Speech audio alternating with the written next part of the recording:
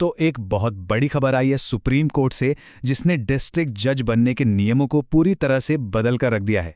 जी हाँ, दशकों पुराना एक नियम अब इतिहास बन चुका है। तो चलिए समझते हैं कि ये बड़ा बदलाव आखिर है क्या और इसका हमारी न्यायपालिका पर क्या असर पड़ने वाला है।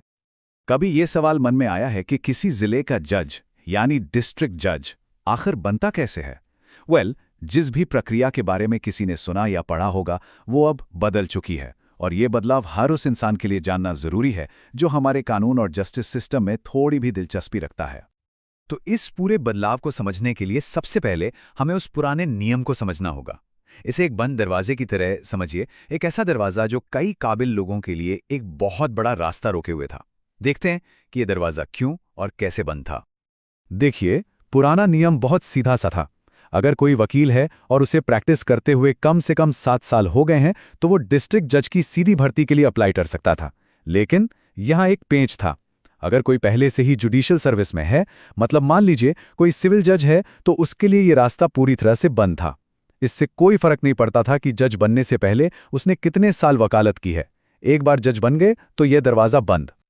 तो ये नियम आया कहाँ से? ये नियम सेट हुआ था साल 2020 के एक बहुत ही चर्चित केस से, जिसका नाम था धीरज मोर केस। इसी केस ने ये तय कर दिया था कि जो जज सर्विस में हैं वो सीधी भर्ती के लिए अप्लाई नहीं कर सकते, और इसी फैसले पर एक बहुत बड़ी बहस छिड़ गई थी। लेकिन फिर जैसा कि होता है, चीजें हमेशा एक जैसी नहीं रहती। कहानी में एक ट्विस्ट आया। इस नियम को ही, इसकी वैधता को ही चैलेंज कर दिया गया, और बस यहीं से सब कुछ बदलने की शुरुआत हुई। और वो केस जो सब कुछ बदलने वाला था वो था रंजनीश केवी बनाम के दीपा केस।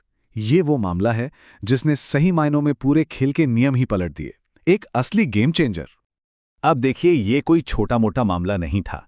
इसकी गंभीरता का अंदाजा इसी बात से लगाया जा सकता है कि इस पर फैसला सुनाने के लिए सुप्रीम कोर्ट के 5 सबसे सीनियर जजों की एक खास बेंच बैठी, जिसे हम संविधान पीठ या कॉन्स्टिट्यूशन बेंच कहते हैं। तो चलिए अब बात करते हैं उन नए नियमों की जिसने उस बंद दरवाजे पर लगा ताला हमेशा के लिए तोड़ दिया है और एक पूरी तरह से नई व्यवस्था की नींव रखी है।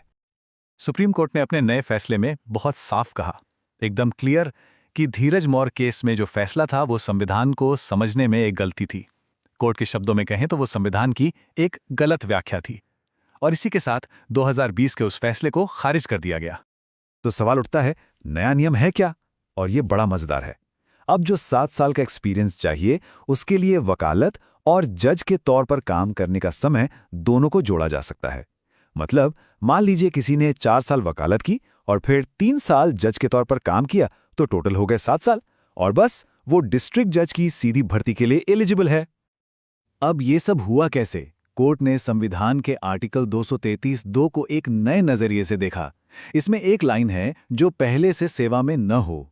कोर्ट ने समझाया कि इसका मतलब ये कभी नहीं था कि जो जज हैं वो अप्लाई नहीं कर सकते। इसका असली मकसद तो बस डायरेक्ट अपॉइंटमेंट और प्रमोशन के बीच फर्क करना था। और हाँ, इस फैसले में एक और बहुत बड़ी चीज तय हुई है। अब पूरे देश में डिस्ट्रिक्ट जज की सीधी भर्ती के लिए एक यूनिफॉर्म मिनिमम एज होगी, और वो है 35 साल। तो अगर फटाफट देखें कि क्या बदला है। पहले जो जज सर्विस में थे वो अयोग्य थे, अब वो योग्य हैं। पहले सिर्फ लगातार 7 साल वकालत का एक्सपीरियंस चलता था, अब वकालत और जज का मिलाजुला एक्सपीरियंस भी चलेगा। और पहले मिनिमम एज तय नहीं थी, अब वो पूरे देश के लिए 35 साल है। ठीक है, नियम तो बदल गए, पर इसका असल में मतलब क्या है? इसका हमारी जुडिशरी पर, हमारी न्याय व्यवस्था पर क्या असर पड़ेगा? चलिए अब इस पर नजर डालते हैं। सबसे पहली और सीधी बात तो ये है कि डिस्ट्रिक्ट जज के पद के लिए अब टैलेंट पूल और भी बड़ा हो गया है। ज़्यादा काबिल लोग अप्लाई कर पाएंगे, और जाहिर सी बात है, जब लोग ज़्यादा होंगे तो कंपटीशन भी बढ़ेगा। ये उन जजों के लिए करियर में आगे बढ़ने का एक साफ रास्ता भी बनाता है। और सबसे बड़ी बात, अब प्रैक्टिस कर रहे वकील और सर्विस में मौजूद जज दोनों एक ही पोस्ट के लिए आमने सामने होंगे।